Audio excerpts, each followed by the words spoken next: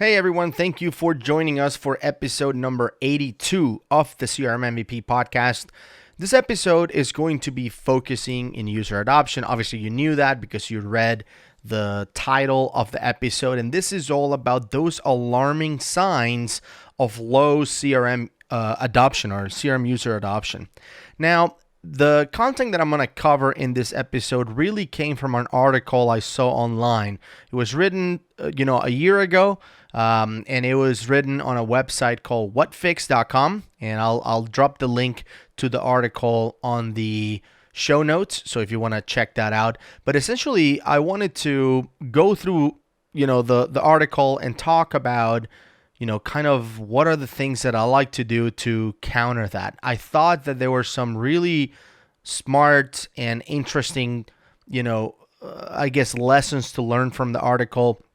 Even though it wasn't written just for Dynamics 365, it was really written for any CRM solution. So I guess technically you could hear this episode and not work with Dynamics 365 and still benefit from it. But once again, I'm going to be dropping a link to the article. It was written by the Senior Director of Product Management at Whatfix. His name is Kapil Jaiswal, I guess. I don't know if I'm mispronouncing that name, but like I said, it was posted about a year ago. One of my favorite things that we're going to get to is how do you measure CRM success? And I just feel that is one area that a lot of organizations struggle with, even partners as well. So I want to dive into that. But let's get to the article. So he says, nearly 15% of companies said that investing in a CRM solution is their top sales priority this year. And he was talking about, I guess, in 2019. And that number, by the way, those statistics came from G2crowd.com, a website that did, kind of a study about CRM and software and solutions, and they pulled that information. Back to the article. By implementing a CRM solution, companies are able to modernize their sales processes and improve the customer experience. A CRM solution arms people with the capabilities such as mobility, automation, and analytics that allows them to become nimbler, helping them accelerate their sales cycle and get more control over opportunities. And obviously, just like any other digital technology, CRM software can be not adopted, right? Just like any other piece of software that you can implement. And it can also be adopted and be widely successful as well. He points out that the main reason why CRM fails at organizations is because organizations fail to kind of integrate the CRM, in this case solution, to the day-to-day work of their employees. So where you can go and do your job for days in and days out without really touching CRM, I mean, I agree that would be a pretty tough situation to, try to get it adopted, right? You want it to be part of it. So let's talk about, again, those alarming signs of low user adoption. The first one is, and this is, I think pretty easy to understand why. He says that the lack of user adoption will affect CRM success. I think that it's 100% related. It's not even the fact that it affects it. It's that if your CRM system is not effective, is not adopted, and if it's not adopted, it's not successful. So they're all kind of connected. And back to the article, it says, Bill Bann, author and noted CRM thought leader, as well as former VP and principal analyst of Forrester Research, suggests that companies pay particular attention to user adoption metrics, along with business performance and customer perception metrics, when evaluating CRM implementation success. But why should you focus in adoption? And he says, user adoption, or the lack of it, determines the CRM implementation success. And according to RedSpire, almost 50% of CRM projects fail due to slow user adoption, and almost 70% of project managers expected their staff will be cynical about using a CRM solution, meaning they're not very confident that they're even going to be adopting this at all. Now, I've mentioned before that the way we can measure success of a solution is by user adoption. And I've also mentioned that even though, people say that 50% of projects fail because of user adoption, I would say that the main reason for user adoption is that you don't have a successful solution. You don't have the right solution, because no one is going to refuse to adopt a system that makes him more money or makes him more productive, makes me do a job that would take me 10 hours to do that I can do it now in 7. Like, no one is going to refuse to adopt that, unless, I guess, you get paid by the hour. Then at that point you want to charge for 10 hours instead of 7. But for the most part, most customers, most companies using Dynamics 365 or any CRM system for that matter are always willing to adopt a system that will make their lives easier, their jobs easier, more productive, and get better results. So if you give a company, or if you are a company and looking for a CRM system, if you give your users a solution that doesn't make their lives easier, that doesn't really help them be more productive or make more money if you're in sales and you live out of commissions, then you are going to struggle with user adoption. Now, you can blame it in user adoption. You can say that your project failed because of user adoption. But the reality is that it failed because your solution didn't give them the tools to get better at what they did. I mean, that is really the bottom line here. And that is what I always tell people to keep in mind. Like, you can blame it in user adoption all you want, but if your solution was effective, you wouldn't have user adoption issues in most cases. Back to the article. In most cases, businesses kick off CRM implementations without first setting clear metrics to gauge user adoption and a clear strategy to sustain it. Their focus is more on how the CRM solution will bring about change to the organization rather than how the business users will completely adopt the new technology. This is why they failed to notice early and address proactively the alarming signs of CRM underutilization. It can be a challenge to measure CRM adoption because your sales team might be using the software, but they're not really maximizing its use. There are various metrics that you can track on a short-term and long-term basis, longer-term basis rather, to see whether your CRM is adequately utilized or not. And then they go into details, and I want you guys to take a look at the article because there are really, really cool details in here in which they break up the metrics by 3 categories: user activity, user engagement, and then the data accuracy. Those 3 they believe to be important categories that you need to track to look for user adoption, or I guess alarms or red flags of whether the system is not being used or whether it's not being used correctly. Now, if you ask me, when they go into metrics, I think the smartest thing that they added into this article, and is something that I want you all to learn from this, is the fact that they have different metrics as the product matures. And that is something that I think that most of you listening to the show have some metrics when you went live, or had some metrics when CRM kicked off or something like that, and you never changed those metrics. I used to work for a partner that did that.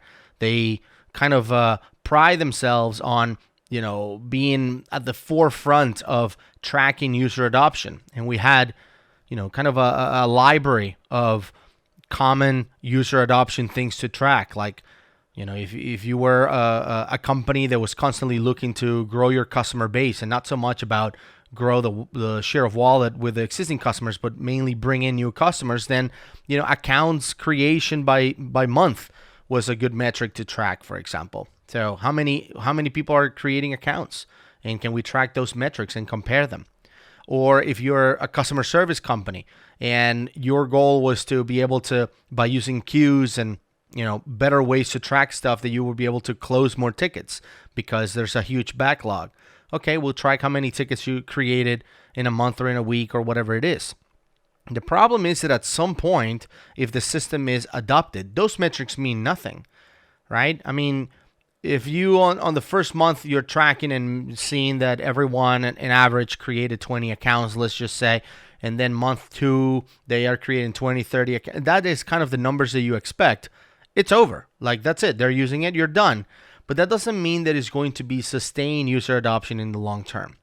So if you look at the article, the way they break it, for example, is they want to track metrics that emphasize accuracy and usage early. So when you go live, The metrics that you should be looking for are things like, are you logging in, right? Super simple like that. This might not be as important 6 months down the road once the system is in place and is being adopted. What do you care if somebody logged in 3 times a day or twice a day or once? It doesn't matter. That is at the beginning. You want to make sure that people are logging in, and you want to make sure that they're using the system essentially. So things like even the creation of accounts could be something that you track in terms of user engagement, let's just say. But here are some examples that they use. Number 1, user not logged or user logging in. Number 2, user account completion. Like, did they actually complete their user account, maybe their personal options, things like that. Number 3, accounts missing the main contact. Like in terms of data accuracy, if you're giving people the task of completing their accounts and making sure that there's accurate data, well, these are still missing main contacts. Number 1, trends. Trends in number of records, accounts, trends in, and again, this is what I was talking about when creating accounts or creating cases or creating opportunities or whatever it is, but tracking trends on that. If most salespeople are on average, let's say, creating 1 account a day, if that is your average, and someone ends up with 10 in a month, then you notice that something is wrong. Or 0 in a month, then you notice that something is wrong, right? So that is all at the beginning. In terms of user engagement, here are some interesting ones. Call resolution documented, right? So you have a case, you call in, solve the problem. Are we now tracking those details inside of the case or the resolution of the case? And if you're implementing Dynamics because you're looking for more clarity and you're looking to be able to reference cases in the past to see some of the solutions that you implemented to fix issues for customers, that is a big one that you want to start tracking early. You don't want to check this out 10 months down the line. You want to check it out early and make sure that you catch that if that is the kind of behavior that you're trying to enforce. But once that's happening, your metrics are kind of irrelevant at that point. Now, you may argue that, no, like even 6 months down the road, I still want to make sure that they are documenting the call resolution or whatever it is. But it's never more critical than at the beginning, right? The first month, the first 3 months, this is the kind of information that is super critical. Non-required fields were not filled out. In Dynamics, that is not common, right? It's not easy for you to create records without filling a required field. It is possible. For example, if you have 5 required fields in a case, you can convert an email to a case and kind of bypass that requirement. Or you can do it with, a workflow, or you can do it with a process behind the scenes where you can do an import, data import, for example, or an integration. So there are ways that you can do it, but in Dynamics, that is not common. However, if you do have some fields that, and this happens a lot in implementations, you may say, look, I don't want to make this field required to create the record, but I want to make it required once we reach this stage. So for example, in terms of an opportunity, I'm not going to make the estimated revenue required just so you can enter an opportunity. But if you get to the quoting or negotiating stage, at that point it is required. We want to know what's the funnel value of this particular record at that point. So if, that information is not being filled up, you want to catch that early if you're expecting them to do it. Now, there are ways to get around this by using maybe business rules to enforce field requirement at whatever given point in the life cycle of that opportunity. So there are things we can do to improve, our chances of getting the right information, but also, it makes sense to keep an eye on it at least early. Things like opportunities missing estimated revenue, which is the next thing on the list. Time taken to complete whatever task. So what is the average time it takes us, let's say, from the time we create a lead until the time we actually qualify that lead? Is that important to track? Yes, you could agree that this is important to track all along, like forever. You want to keep an eye on that stuff so you don't kind of fall back into complacency and not following up and qualifying leads. I guess you can make an argument for that, but it's especially important at the beginning. If no one is doing that, if the idea is that for you as a company, you invested in a CRM solution in order to get better at qualifying leads, and you're not going to track how much time it's taking you to qualify those leads, then you're kind of missing the point. All right. And then the last element or the last category in this case is data accuracy. Things like what is the the percentage of duplicate records, right? How many opportunities we're winning and we're not picking the information that we would need in order to, let's say, renew them. So let's say you work for a company in which understanding the close date is important, or understanding the probability or the agent that is going to be, or vendor that is going to be providing, or whatever it is, just in any piece of information, right?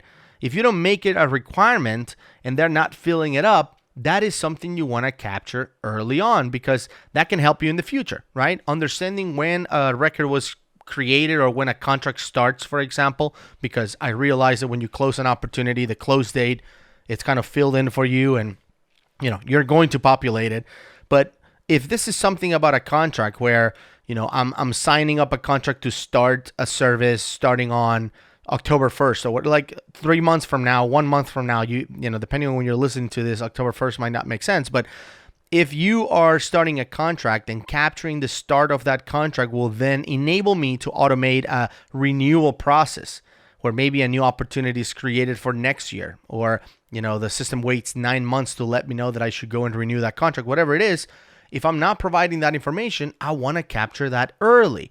So when it comes to user adoption and the metrics you're tracking, and I think out of this whole episode, probably this is the most important piece, which is, we know that user adoption is important, but you need to measure it. Whatever is important needs to be measured. So when it comes to measuring user adoption, having metrics in those three categories, which are user activity, user engagement, like are they actually using the system to do their jobs, and data accuracy, are super important, right? And there are several ways to track this stuff. The tool doesn't really matter if you want to use Power BI for this, or if you just want to look at audit logs to see if people are logging in or not. It doesn't really matter what you do. And I know there are some third-party solutions out there as well, but the idea is that we keep an eye on it and that your metrics should change. If you look at the article, for example, you will notice that not only the categories change later on as the project has been adopted or the solution has been adopted, but also the amount of metrics that you can track because you have more data. So in the article, they go into what happens after 6 months. So what we just talked about, the metrics that we just talked about, a few minutes ago, things like call resolutions being documented and the time that it takes to complete a task and that kind of thing. That is for the first 6 months. It's as you go live and keeping your eye on stuff. Can you track them going forward forever? Absolutely. But they're critical at the beginning. After 6 months, you go from emphasizing on accuracy and usage to emphasizing on productivity and efficiency, right? Can we get the most value out of Dynamics 365 as possible? That is what you're emphasizing after 6 months. So the categories change a little bit.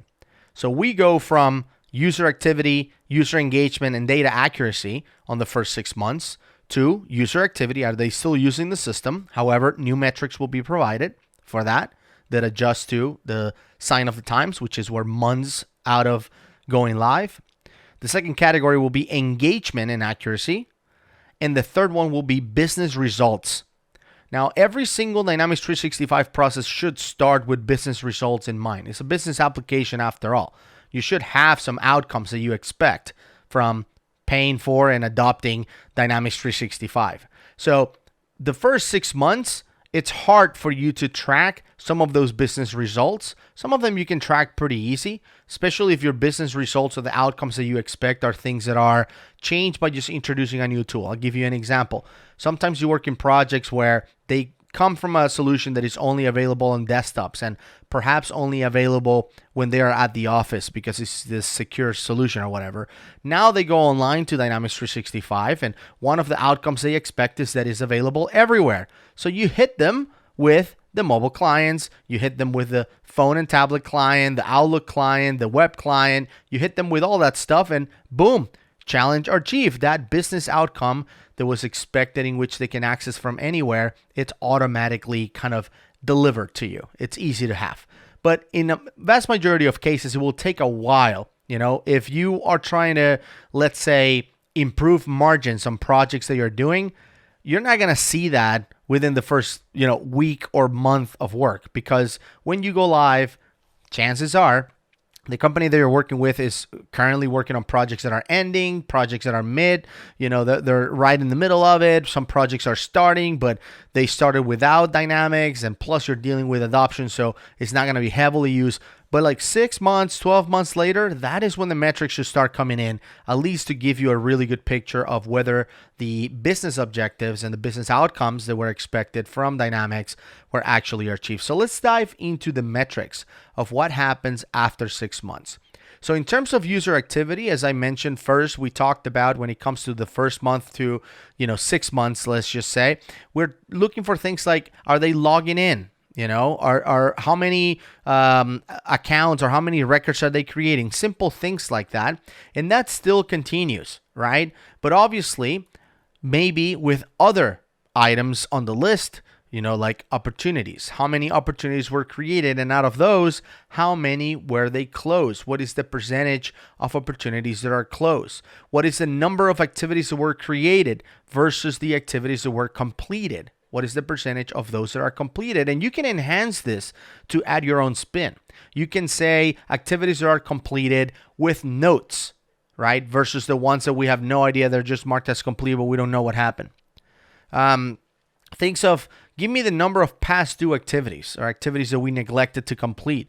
Give me the number of accounts created, which can still be something that you carry from the first 6 months, right? So some of these metrics will still work over time, but then you want to start getting more accurate in terms of, we're not just adding the functionality, we're not just adding these records, we're also tracking how effective we're being with the records as well.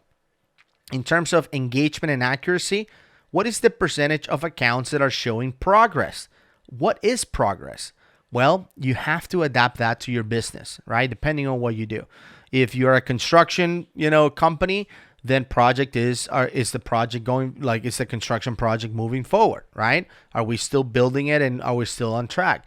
If you are a company that sells projects like, CRM projects, for example, are we implementing and moving forward with future phases and other things? If you're a company that sells, personal training or something like that, is our customer making progress towards their goals? But the whole point is, based on your business, who is showing progress?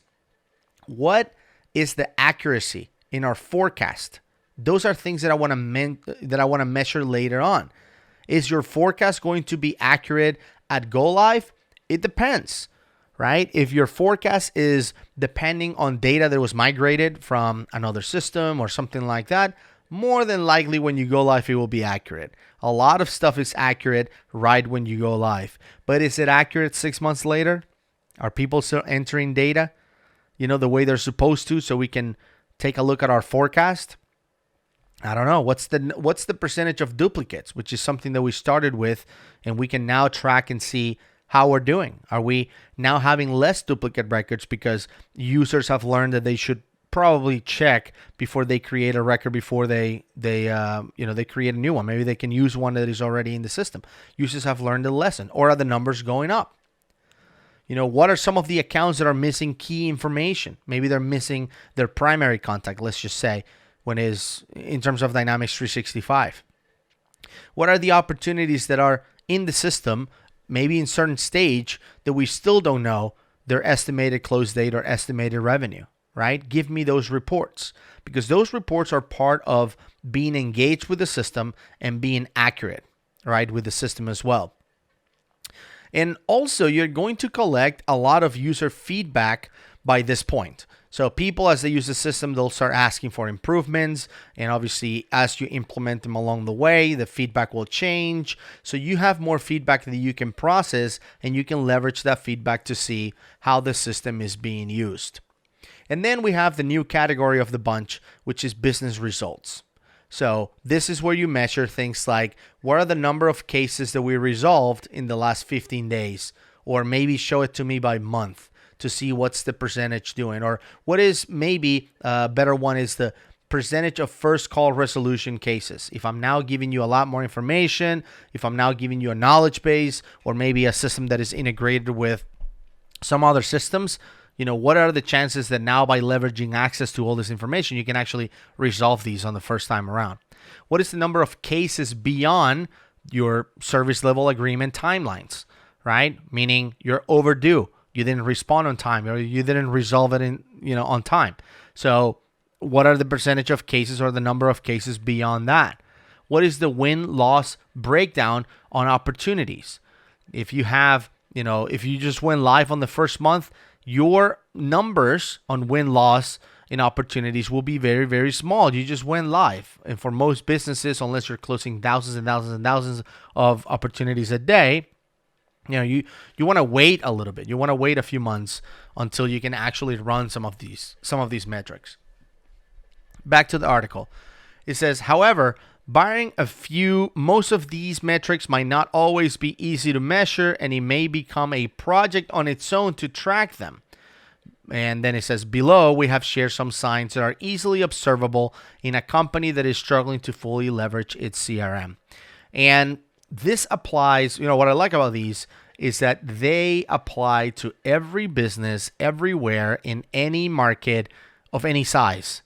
And I've seen this before, and it's kind of like interesting sometimes when I get to work with people that implemented Dynamics in the past, and I come in, to kind of help them understand why is it that no one wants to use it. Here are some of the signs that you're going to see and that you're going to spot. And if you already can spot them within your company, well, it might be sometimes, to invest and figure out why your adoption is struggling. So here's about 10 of them. Number one reason that you can notice, as a sign that you may be having some user adoption issues is your team is still stuck in the old methods. They're still doing things the old way. There is no easier way to find out if your solution was effective than having people go back and prefer to use whatever you replaced.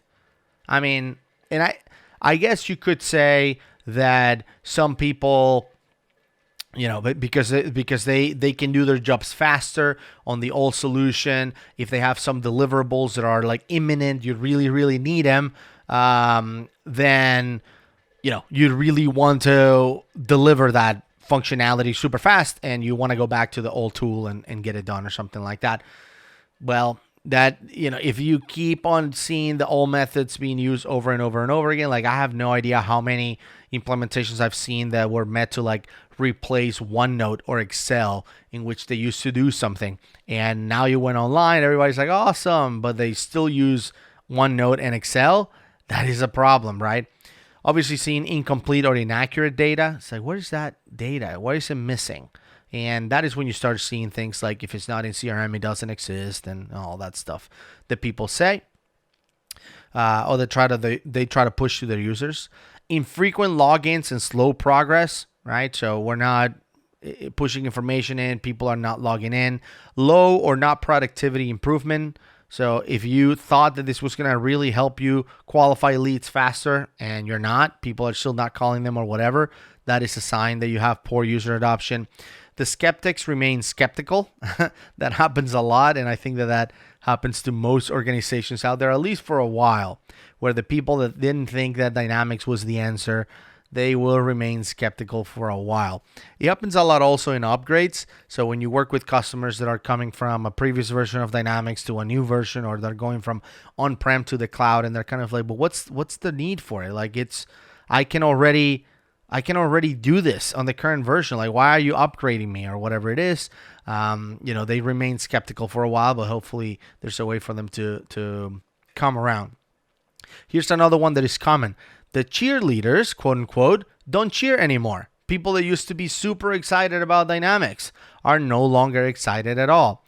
And I see this also with potential projects and prospects, for example, where you have somebody that is highly excited and motivated to implement Dynamics and they really want to get it done. And then all of a sudden, they just are not that excited anymore. Maybe they heard something from, higher ups in the organization that tells them that this might not be happening after all, or whatever it is. So they were super excited. Oh my God, I can't believe we're finally going to start this thing. I just cannot wait to have this solution. And you were talking to them all the time, and they were emailing you and all of that. And then all of a sudden they go silent. That's not good. The other one, users don't talk, or at least they talk less about your CRM solution, right? It's like, I don't even want to talk about it. You don't hear it as much. You don't hear people asking, hey, how do you do this? How do you create that view? Can you share that chart with me? If you hear that less, that might be a sign that there's less adoption. But if you're an administrator or a consultant or a solution architect, this applies to all of us. When they are no longer reaching out to you, that is a big sign that something is up. It happens to me as a solution architect when I implement some of these solutions. The customers go live. They have a ton of questions, especially whenever Microsoft release new functionality. One of the things that I like to do once in a while is send an email out and talk about something new that is coming and how I believe it would benefit the business. And I, get emails back. I get emails from people back saying like, oh, I'm so excited about this. How do we use it? Whatever. So they're constantly engaged. And then in some cases, some customers, not all obviously, some customers just go dormant. Now, in some cases, I've been able to go back to those customers and then realize that no, everything is working perfectly. We don't want to change anything, so that's why we don't reach out or anything like that. And I get it, but in some other cases, I realized that they were struggling with adoption, or something happened, like a pandemic or something that would make them stop reaching out. So if they're not still reaching out to you, that might be a sign that user adoption is in jeopardy. Now, each one of these is broken up into individual sections inside of the article. So when it comes to, let's say, being stuck with all methods, the idea behind implementing a CRM solution, as the article says, is to have a more consolidated communication, to use less spreadsheets and paper, let's just say, and also to have more accelerated and automated sales activities and other activities as well. So in other words, to increase automation, which is one of the leading, pushers for increasing profit margins, for example. The more you automate, the more you can do, because the users don't have to do it, and that means the bigger the margins, right? You spend less time doing the work, or you can complete more work in the same amount of time that used to take you before to do less work. So the idea is that those are the reasons why you implement CRM, but failure to achieve those can result or can be an indication that the team is facing challenges using the CRM software that you implemented, or at least at an optimum level. Like the article says, they might be using some of it, but they might not be using, all of it. And I mentioned this to a customer, a few weeks ago. They were talking about how they wanted to learn more. They've been using Dynamics since like 2010 or something like that, and they've never really adopted the mobile client because there wasn't really any mobile client back in the day. And they were just talking about like, oh, I wish I could access this information on the mobile device. And I said, well, we can enable that right now. I can show you how to access. Just download the app and you can log in or whatever. But the challenges they were talking about was, they are forced to track, detailed notes about every interaction they have with prospects and customers. And they said, I just wish I can do this from my phone. Whereas I came back and said, well, I think that the most important thing is what happens if you have a bad interaction with a customer? What happens if you have a good one? What if you go visit a customer and say, oh, I'm so glad you're here. I need to order, XYZ. All right. How do you deal with that? And that customer, that company was not doing anything about that. They were just tracking the notes for the meetings they had with customers. But if they had a problem, they wouldn't create a case. If they had a lead for, future sales or whatever, they wouldn't create an opportunity. So to me, that was more important to address that even the mobility thing. Back to the article. Are they still using spreadsheets to input, the data? Are they still communicating outside CRM? Do they still corroborate data points outside of the software and other applications? Like, this is especially true when you have integrations. If I see the AR, account receivable status for an account, and it says they owe us $100,000, and I'm still going back to the ERP team or my accounting team and being like, hey, is this true? If I'm doing all of that, if I'm ignoring, what's in CRM because I don't trust it or whatever, and then going back to checking with that other team, then what was the point of the integration to begin with? The idea is that you have a good integration so that team doesn't have to worry about having to answer everyone who wants to know the AR status of their customers.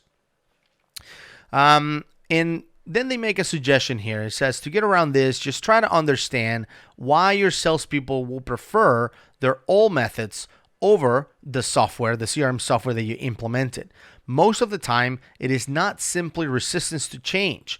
It can be due to the complex and hard to navigate CRM interface that you've implemented, the lack of contextual on-the-go training and support that are very critical to using a new CRM solution. So just because they're going back to the old methods doesn't mean that, it's because they hate CRM or they don't want to change and they're just forcibly doing that. It might be other reasons behind it, even sometimes poor training. They just didn't know that it's possible, right? You go live, they maybe attend the training, maybe you recorded the training and told them to watch your 1.5 hour video, and you're surprised that they're not really paying attention during that 1.5 hours. So because of that, they don't know what's possible. And then they go into incomplete and inaccurate data. I've mentioned that in order to make quality decisions, you need quality data. So business intelligence relies on quality data to do that. But as a matter of fact, quality data translates into money as well. And back to the article. There are many statistics that corroborate how poor data quality can become a huge overhead.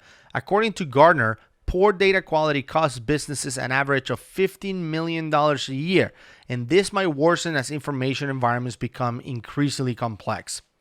When harnessed effectively, CRM helps salespeople to easily manage and manipulate data on a single platform and hence plan their sales activities better. So if you notice that CRM data is incomplete or inaccurate, your team is not using the CRM effectively. And this goes back, by the way, to my idea of having CRM as a one-stop shop for everything. And that's why I'm so big in integrations or virtual entities or whatever it is. I just want to go to one place and be able to see the information, because that really helps when it comes to user adoption and be able to find the information. I have a customer right now who's struggling with funnel accuracy. And the reason for that is because they have like 9 different systems where they have to pull the information in order to get a funnel. Apparently, every division felt like, I don't need to use Dynamics, I can use some other thing. And, they have, even though they have a bunch of divisions, they have like 8 or 9 different systems that those divisions are using to track their revenue. And because of that, and their forecasting and all of that, and because of that, it's a nightmare. So when they come to me and say, hey, can you fix it? Can you just show me revenue online? Well, not really within Dynamics, because there are some systems that are outside of it, but maybe with Power BI and using connectors, you can use it. But the point is, inaccurate data is a big issue. The article says, why do salespeople begrudgingly input data into the CRM software? The experts say that perhaps users think that the CRM solution is a way of controlling them. Digital evidence that can be used against them for failing to reach their the goals or quotas. But it can also be due to the complex interface and lack of training and how easily it is to input data directly into CRM, that it won't be necessarily to lift and shift information from different sources. So in some cases, it's not that the users are concerned that Big Brother is watching and that everyone is going to see and what they're doing, and that whatever, like they are being spied on or whatnot, and that's why they don't want to input data. In some cases, it's they don't know how to do it. They don't know what's the easiest way to do it, the faster way to do it. There is no training and emphasis placed on making this easy for the user. So because of that, they're not entering data. It's not necessarily they don't want to, and it's not necessarily they believe somebody's spying on them or anything like that.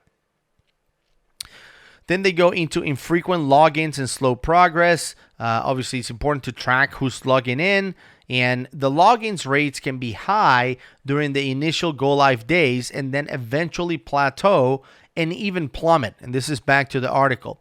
This is why it's important to constantly monitor and measure them and understand the trends. Most CRM systems, including Salesforce and Dynamics and everyone else, provide dashboards to track user details such as who and how many users are regularly logging in into the CRM software per day.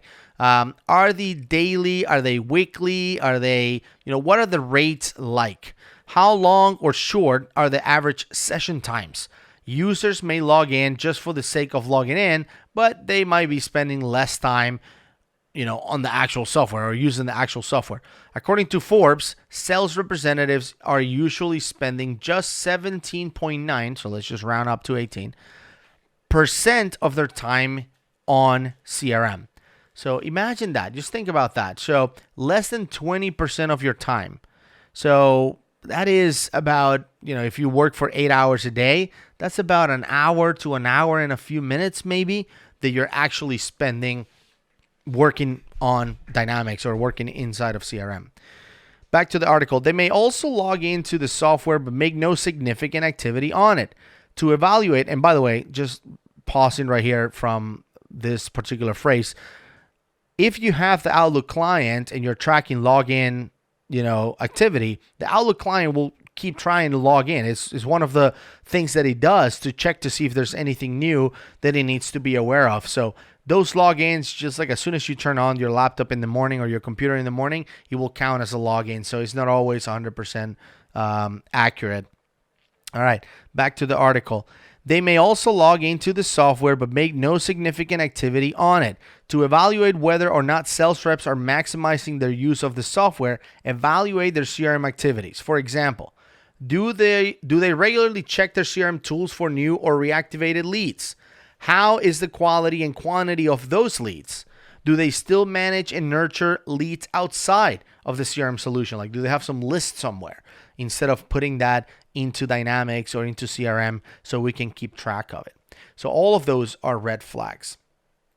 And then as we are starting to wrap up the episode, we have low productivity, in which, you have users that really don't see any improvement with using CRM at all. So you implemented this thing, you spent all this time and money, and now I'm going to use it and I really don't see any enhancements at all. It's actually a pain. And the article says that the only reason why this feeling can exist, it's actually two reasons. Number one, your CRM solution just straight up failed to deliver on the promise, right, that was supposed to deliver, the business objectives and the functionality that was supposed to bring. So it either failed to do that, or your team has decided not to use it for whatever reason. Those are the only two reasons why dynamic CRM projects or CRM projects overall fail to be adopted. Now, based on my experience, the vast majority, I would say 99.999% of them, are because the solution failed to deliver what the team expected. Back to the article. You can pay attention to a number of activities such as report generation, compilation, decision making, sales analysis, like we were just talking before, like the funnel and forecasting and whatnot, new order processing, and issue resolutions to understand and evaluate adoption. Take report generation, for example. According to CIO, and I guess this is a magazine, CIO.com, if sales managers and sales representatives are taking several days to prep periodic reports, it can either mean that your CRM either lacks strong reporting capabilities, which could be the case, but with Power BI, that's, harder to justify these days, or it means that your users are struggling to use CRM effectively. Maybe the data that they need to do this report is not available in CRM. And whose fault is that? That is the fault of the implementers and the architects who design it. Your team might be still using the old methods of pulling data from multiple sources and coordinating them with spreadsheets when making a report, because it is easier than having to navigate within the CRM software because it doesn't provide them the right tools and the guidance essentially they need to be able to do it. Or they did not input the data into CRM in the first place because they're intimidated by the tool. And this is talking about the salespeople. So they have no choice but to go back to the old methods of generating and consolidating reports. So that is, one of the reasons why people go back and not, adopt Dynamics 365. Then he goes into the skeptics remaining skeptical, right? And we kind of talked a little bit about this, but here's an interesting, piece that you can use to spot this, just in case you haven't spotted. But for the most part, most people spot these people really quickly. So it says, during the early stages of the CRM implementation, there will be people, particularly the impatient ones, who will question the practicality of the CRM software, or the practicability of the CRM software. They will scrutinize every little detail and aspect of the software to ensure they will really benefit from it. Their skepticism, however, does not mean that they will resist using the new technology. In fact, skeptics are paramount for a smooth onboarding and CRM success. They help ensure that the CRM implementation is done according to the plan and will yield the expected results. And this is true. One of the most important things in order to gain success when it comes to especially large implementations is to start small and then grow. And, I personally like to use those teams and those units within the companies that have the most skeptics, that don't perform as well as the other ones, and that I can transform with Dynamics, because I know that if I can make skeptics believers, I'm going to have a huge plus when it comes to pushing for user adoption. But the wary of users who, after receiving training about the product, remain cynical and keep on finding fault with it, there can be underlying reasons why they remain pessimistic about using the CRM software, such as having difficulty in integrating it into their daily routine. They understand that it's what's in it for them, and they receive learning on how to use the product. But during actual situations, they are at a loss. This prevents them from truly maximizing the use of CRM software. And this happens a lot in projects as well. Sometimes I'll get an email from, a customer that says, hey, my users say they can't email out of Dynamics, and this is a huge detriment to their performance or something like that. And I'll be like, well, you can totally email out of Dynamics. And then I'll just show them how to do it, and they're like, oh, okay, never mind. That's good. That's easy. The cheerleaders don't cheer anymore. We talked about this one before as well. As we know, the opposite side of skeptics, right? The cheerleaders are very, very important when it comes to the success of CRM implementation. They're optimistic about using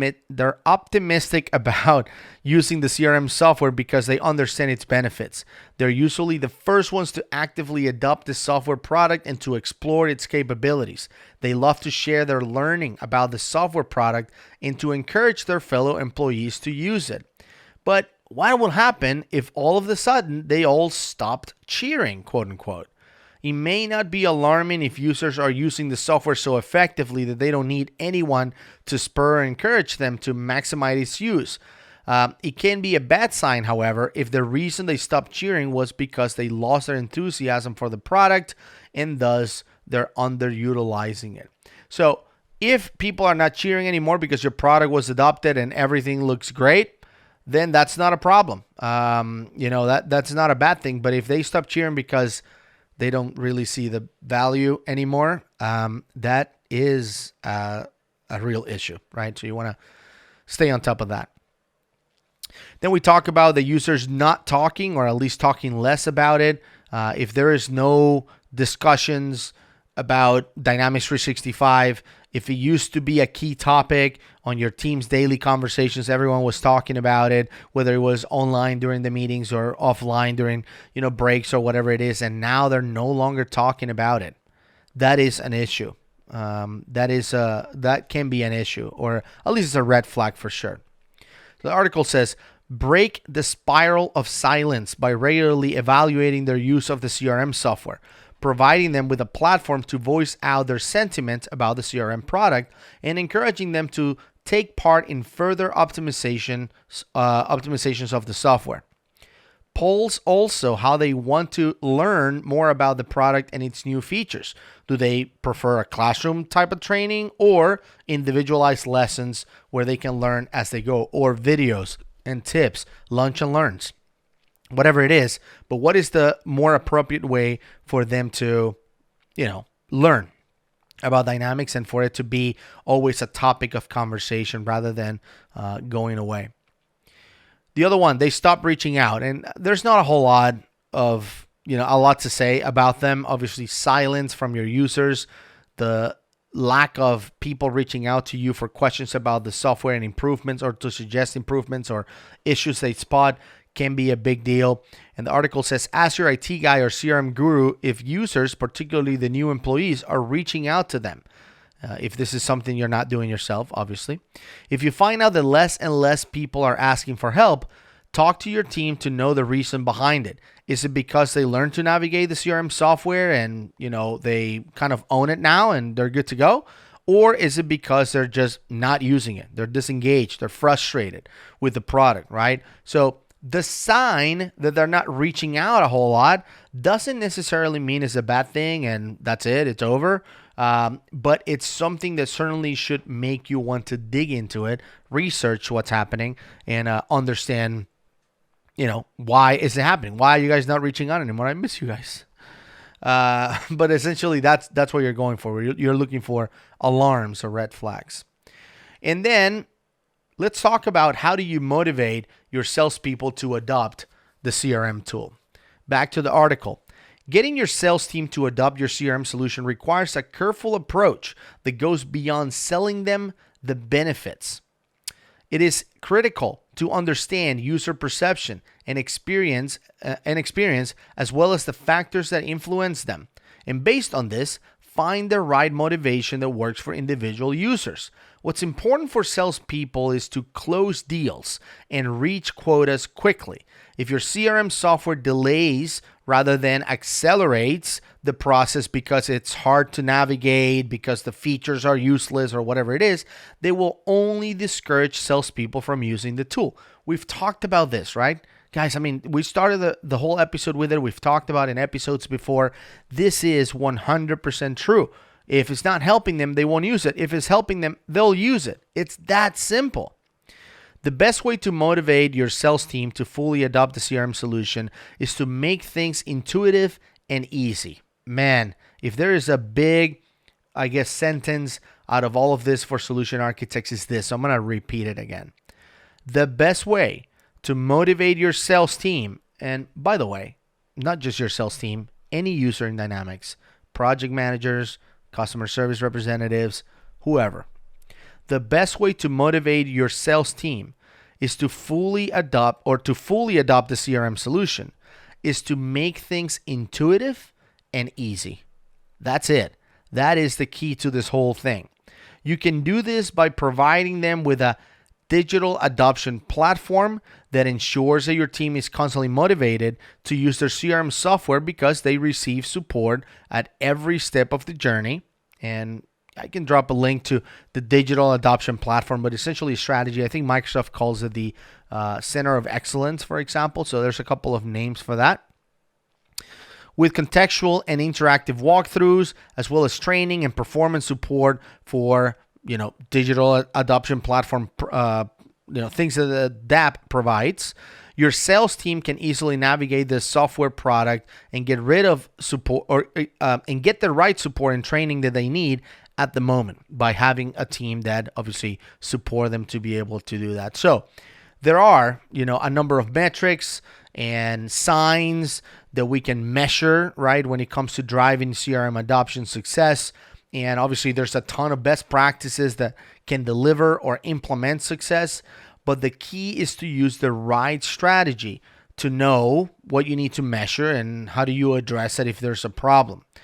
The article closes by saying, digital adoption platforms are especially designed to help you improve digital adoption of your enterprise application software. By implementing a DAP or a DAP, digital adoption platform, with your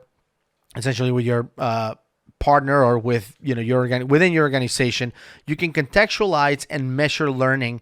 Dapps offer advanced analytics capabilities that allow you to specifically pinpoint the reason why adoption is poor and measure the effectiveness of your user engagement. It also helps you try new ideas based on real-time data and discover the most optimized onboarding plans. So when it comes to adoption, I'm a big fan and big proponent of using a methodology. I've talked about the ADKAR methodology from ProSci and how I follow that in my implementations. But the bottom line is that it doesn't matter how good your methodology is. If your solution is ineffective, if it doesn't provide benefit and value to your users, they will not adopt it. It doesn't matter how good you are with ADKAR or your whatever change management methodology you're following. You have to have the solution to back it up. Your solution has to be on point in order to, promote usage of it, in order to get your users to leverage it. And that's it. That's all we have for this episode. I wanted to talk about those signs for user adoption. I know some of you are either getting ready to go live with a project or maybe you already went live. I wanted to kind of share some of those best practices and things to keep an eye on. As soon as you spot him, you want to tackle that and make sure that he doesn't get too far. There are some of the elements that we discussed today that are a big issue if they go too far. For example, duplicates or something like that. It can get to a point where no one trusts what they're seeing in CRM. And if I'm going to log in and I'm not going to trust what I see, then what's the point, of using it whatsoever? So you want to tackle these early and you want to make sure you protect the investment that you've made within CRM, time-wise, money-wise, and for the sake of your users and your reputation in some cases as well as a leader for a CRM implementation, whether it is from the partner side as a solution architect or from the customer side as the owner of the product. So once again, I hope you enjoyed this episode. If you have any comments or questions, you can email me at info@crmmvppodcast.com. Some of you left some comments, and I try to respond to every single one of them on our website, crmmvppodcast.com. Every episode, you can leave comments in there. I guess as long as you have a Facebook account, you can do that. And I'm constantly checking and responding if I can. Other than that, thank you so much.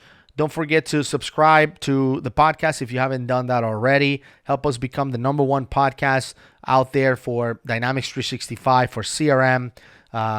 Even though I think that this episode applies to any CRM system out there. I think that we all can benefit from some of these lessons. Make no mistake, I love Dynamics 365, and I think that it has all of the tools that we need in order to make sure that we implement an effective solution.